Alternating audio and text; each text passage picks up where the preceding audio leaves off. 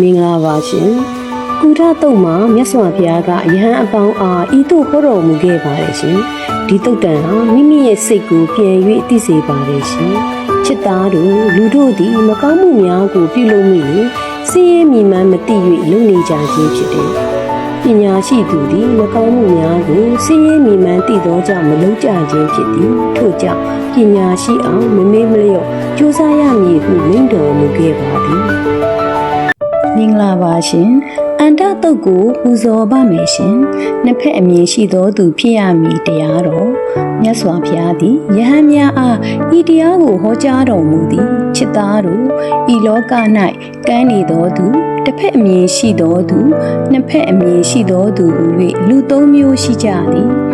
ချို့သောသူသည်မရှိသေးသောစည်းစိမ်ဥစ္စာတို့ကိုမရနိုင်ရှိပြီးသားစည်းစိမ်ဥစ္စာတို့ကိုလည်းတိုးပွားအောင်မလုပ်နိုင်ကုသိုလ်အကုသိုလ်တို့ကိုကောင်းသောတရားနှင့်မကောင်းသောတရားတို့ကိုလည်းခွဲခြား၍မသိနိုင်ထိုသူမျိုးကိုကမ်းနေသောသူဟုခေါ်သည်ချို့သောသူသည်မရှိသေးသောစည်းစိမ်ဥစ္စာကိုလည်းရနိုင်သည်ရှိပြီးသားစည်းစိမ်ဥစ္စာတို့ကိုလည်းတိုးပွားအောင်ပြုလုပ်နိုင်သည်သို့သောကုသိုလ်အကုသိုလ်တို့ကိုကောင်းသောတရားနှင့်မကောင်းသောတရားတို့ကိုခွဲခြား၍မသိနိုင်ထိုသူမျိုးကိုတစ်ဖက်အမြင်သာရှိသောသူဟုခေါ်သည်အချို့သောပုဂ္ဂိုလ်သည်မရှိသေးသောစည်းစိမ်ဥစ္စာကိုလည်းရနိုင်သည်ရှိပြီးသားစည်းစိမ်ဥစ္စာတို့ကိုလည်းတိုးပွားအောင်ပြုလုပ်နိုင်သည်ထို့အပြင်ကုသိုလ်အကုသိုလ်တို့ကိုကောင်းသောတရားနှင့်မကောင်းသောတရားတို့ကိုလည်းခွဲခြား၍သိနိုင်သည်ထိုသူမျိုးကိုနှစ်ဖက်အမြင်ရှိသောသူပညာရှိသောသူဟုခေါ်သည်နှစ်ဖက်အမြင်ရှိသောသူသည်တရားသောနိလန်းဖြင့်မေတ္တာတရားဖြင့်စည်းစိမ်ဥစ္စာတို့ကိုရှာဖွေသည်လိုအပ်သူများကိုမေတ္တာဖြင့်ပေးကမ်းစွန့်ကြဲသည်ကောင်းမှုကုသိုလ်များကိုလည်းမေတ္တာထားပြီးအမြဲပြုလုပ်တတ်သည်ထိုသူသည်လက်ရှိအနာဂတ်ကာလနှစ်ခုလုံးတွင်မစိုးရိမ်မပူပန်ရဘဲချမ်းသာစွာနေရသောသူဖြစ်သည်ချစ်သားတို့ကံတော်သူနှင့်တစ်ဖက်အမြင်ရှိသောသူကိုဝေးဝေးမှရှောင်ကျဉ်ရမည်နှစ်ဖက်အမြင်ရှိသောသူမေတ္တာထားတတ်သူပညာရှိပုဂ္ဂိုလ်ကိုသာပေါင်းသင်းစည်းကပ်ရမည်ဟုမိန့်တော်မူသည်မင်္ဂလာပါရှင်ကိုတန်ဘီယာတုတ်မှာဖះရှင်ပြောခဲ့တဲ့အကြောင်းကိုသိလားဒီတုတ်တန်ဟာမိမိရဲ့စိတ်ကိုပြန်သိစေပါတယ်ရှင်မြတ်စွာဘုရားသည်ကောတန်ပြည်မှာနေထိုင်သောယဟန်များကိုဟောကြားထားသောတုတ်ဖြစ်ပါတယ်ချစ်သားတို့မိသူအပေါ်တွင်မဆိုရှေ့တွင်ဖြစ်စေ၊ကိုယ်ရာတွင်ဖြစ်စေကိုယ်စိတ်နှုတ်တို့ဖြင့်မေတ္တာထားရမယ်မေတ္တာမထားနိုင်သောသူသည်အချိန်ကြာမြင့်စွာအကျိုးမရှိခြင်းဆင်းရဲခြင်းများကိုသာခံစားရမည်ဖြစ်သည်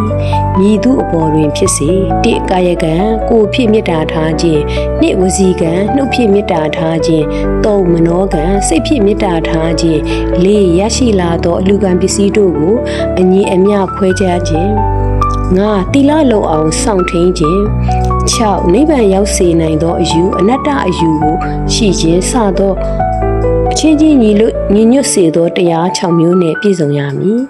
အချင်းချင်းချစ်ခင်ညီညွတ်လေးစားခြင်းကိုဖြစ်စေသောဤတရား6ပါးသည်သစ္စာ4ပါးတရားကိုကောင်းစွာသိစေနိုင်သည်ဟုမိန့်တော်မူခဲ့ပါသည်မင်္ဂလာပါရှင်ပပစိတအဘိနာတုတ်ကိုပူဇော်ပါမယ်ရှင်မပြတ်စင်ခြင်းရမည်တရား10ပါးတရားတော်မြတ်စွာဘုရားသည်ဤတရားကိုဟောတော်မူ၏ချစ်သားတို့ဤတရား10မျိုးတို့ကိုမပြတ်စင်ခြင်းအကုန်၏ထိုတရား10မျိုးတို့မှာ1ငါသည်အနိစ္စမမြဲသည့်ဤအဖြစ်သို့ရောက်ရ၏2ငါအားချစ်ခင်သူနှစ်သက်သူအလုံးတို့နှင့်ရှင်ကွဲကွဲမှုတေကွဲကွဲမှုဖြစ်ရမည်3ငါသည်နေ့နေ့အချိန်တို့ကိုအဘယ်သို့ကုန်လွန်သနည်း4ငါသည်ကံသာလင်မိမိဥစ္စာရှိသူကံဤအမွေခံသူကံသာလင်အကြောင်းရှိသူဖြစ်၏ငါသည်ပုထုဇဉ်ရွာသူတဦးအဖြစ်မှတပါအရိယာသူတော်ကောင်းတဦးအဖြစ်အောင်ပြုသင့်၏6ငါ၏အသက်မွေးမှုသည်သူတစ်ပါးကိုအကျိုးပြုခြင်းနှင့်ဆက်ဆက်နေရမည်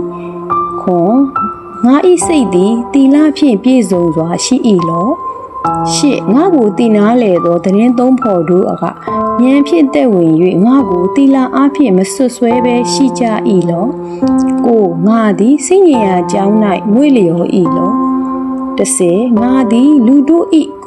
ကုသိုလ်သူစရိုက်10ပါးနှင့်ပြည့်စုံပြီးနောက်ထို့တဲ့လွန်မြတ်သောကိလေသာကိုဖျက်ဆီးခြင်းကစွမ်းနိုင်သောမြတ်သောဉာဏ်အမြင်ထူးကိုရပ်အပ်ပါ၏လောနောက်ဆုံးတေဂန်ဤကာလ၌ကိလေသာမကုန်၍မျက်နာမလမဖြစ်ရအံ့ဟုမပြတ်စင်ခြင်းအပ်၏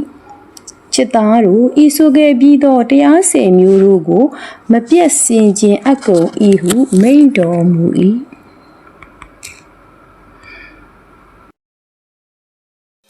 မင်္ဂလာပါရှင်ဒုတိယပါပဏိကတုတ်ကိုပူဇော်ပါမယ်ရှင်တရား၃မျိုးနှင့်ပြည့်စုံသောဈေးတယ်နှင့်ယဟန်တို့ဤလောက၌အင်္ဂါ၃မျိုးတို့နှင့်ပြည့်စုံသောဈေးတယ်သည်မကြာမီတွင်စီးစိမ်တို့၌များချင်းပြန်ပြောခြင်းသို့ရောက်၏ထို၃မျိုးတို့မှာဈေးတယ်သည်၁ပညာမျက်စိအမြင်ရှိ၏၂ဉာဏ်နှင့်ရှင်သောဝိရိယထူးရှိ၏၃အမိကောင်းနှင့်ပြည့်စုံ၏ဤလောက၌ဈေးတယ်သည်ဤကုန်ပစ္စည်းကိုဤသို့ဝယ်၍ဤသို့ရောင်းတော့အမြတ်ဆုံးကဤများလောက်ဖြစ်လက်တန်ဟုဤသို့ရောင်းကုန်ပစ္စည်းကိုသိ၏ဤသို့ယူဈေးတယ်သည်ပညာမျက်စိအမြင်ရှိ၏ဤလောက၌ဈေးတယ်သည်ကုန်ပစ္စည်းကိုဝယ်ခြင်းမှာ၎င်းရောင်းခြင်းမှာ၎င်းကျွမ်းကျင်၏လုံလဝရိယထူးရှိ၏ယဟန်တို့ဤသို့လင်ဈေးတယ်သည်ထူးသောဉာဏ်နှင့်ရှင်သောဝရိယထူးရှိ၏များစွာသောဥစ္စာပစ္စည်းနှင့်ပြည့်စုံကြွယ်ဝသောတကြွယ်နှင့်တကြွယ်သားတို့သည်ထိုဈေးတယ်ကိုအချင်းဈေးတယ်ငါ၏အထံမှဤကုန်ပစ္စည်းတို့ကိုယူ၍သားများကိုလည်းလှုပ်ကြွေးလောငါတို့အားလည်းရန်ခါအတိုးပစ္စပ်ပါလောဟုကုန်စည်ပစ္စည်းဖြင့်ဖိတ်ကြား၏ယဟန်တို့ဤသို့လင်ဈေးတယ်သည်အမိကောင်းနှင့်ပြည့်စုံ၏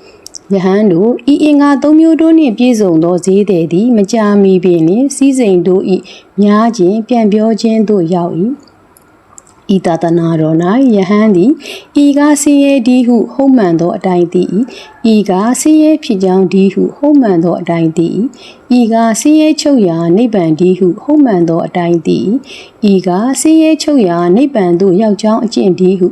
ဟုတ်မှန်သောအတိုင်းသိ၏ဤသို့လင်ယဟန်သည်ပညာမျက်စိအမြင်ရှိ၏ယဟန်သည်အကုသိုလ်တရားတို့ကိုပယ်ခြင်းကုသိုလ်တရားတို့ကိုဖြစ်စေခြင်းကထက်သန်သောလုံလရှိသည်ဖြစ်၍နေ၏အာအစွမ်းနှင့်ပြည့်စုံ၏မြဲမြံသောလုံလရှိ၏ဤသို့လင်ယဟန်သည်ဉာဏ်နှင့်ရှင်သောဝိရိယထူးရှိ၏ယဟန်သည်အကြမ်းမြင်များကုန်သောပါဠိတော်ကိုတုတ်တန်ကိုဝီနီးကိုပါတိမောက်ကိုဆောင်းကုန်သောယဟန်တို့ကိုရန်ဖာရန်ခါချင်းကပ်၍မေးမြန်း၏စစ်စစ်၏ထိုအရှင်တို့သည်ထိုယဟန်အားမတိသေးသည်ကိုလည်းသိစေကုန်၏များပြားသောယုံမှမှုကိုပယ်ဖြောက်ကုန်၏ဤသို့လေယဟန်သည်အမိကောင်းနှင့်ပြည့်စုံ၏ယဟန်တို့ဤတရား၃မျိုးတို့နှင့်ပြည့်စုံသောယဟန်သည်မကြာမီပင်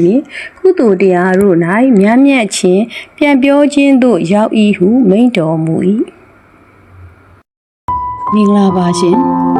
ကဏိကာတုတ်မှာဘုရားရှင်ဟောကြားခဲ့တာကိုသိပါသလားဒီတုတ်တန်ဟာမိမိရဲ့စိတ်ကိုချမ်းသာစေပါတယ်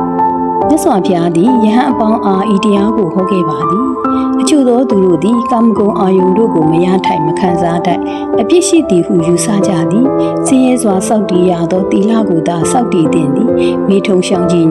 နတ်တို့အားလှုပ်ကြွေးခြင်းဟင်းရွက်ကိုသာစားခြင်းဖြင့်တဏှာမှလွတ်မြောက်နိုင်သည်ဟုယူဆကြသည်ထိုသူတို့၏မိမိကိုယ်ကိုဆင်းရဲစေလိုသောထိုအကျင့်ကိုအတ္တကိလမထာနုယောဂအကျင့်ဟုခေါ်သည်ထိုအကျင့်သည်ယုံညံ့သောအကျင့်ဖြစ်သည်အချို့သောသူတို့သည်ကာမဂုဏ်အာယုန်တို့ကိုရထိုက်ခံစားထိုက်သည်အပြစ်မရှိဟုယူဆကြသည်ကာမဂုဏ်တို့ကိုအပြစ်မရှိဟုယူဆပြီးချမ်းသာခံစားပြီးတက်တာစွာကျင့်ရသောအကျင့်သည်ကာမတုခလိကနုယောဂအကျင့်ဖြစ်သည်ထိုအကျင့်သည်လည်းယုံညံ့သောအကျင့်ဖြစ်သည်ယုံညံ့သောထိုအကျင့်နှစ်ပါးကိုကျင့်သူသည်နှစ်သက်လူချင်းမှုတဏှာနှင့်အယူမှမိစ္ဆာဒိဋ္ဌိကိုပွားများစေတတ်သည်ထိုယုံညံ့သောအကျင့်နှစ်ပါးကိုရှောင်ကျဉ်ရမည်ဟုမတိသောသူတို့သည်နစ်နာကြရသည်ဒုက္ခရောက်ကြရသည်ထိုအကျင့်တရားနှစ်ပါးကိုရှောင်ဖယ်ကြရမည်ထိုသို့ရှောင်ဖယ်နိုင်ပြီးမှန်ကန်သောအလေအလတ်လန်းစဉ်ဖြစ်သောမဲခင်၈ပါးအကျင့်ကိုကောင်းစွာဖြည့်ကျင့်နိုင်ကြသူများသာနှစ်သက်လူချင်းမှုတဏှာနှင့်အယူမှမိစ္ဆာဒိဋ္ဌိကိုဖယ်ရှားနိုင်ကြသည်ထိုသူများသာအေးချမ်းရာနိဗ္ဗာန်ချမ်းသာကိုရရှိကြပြီ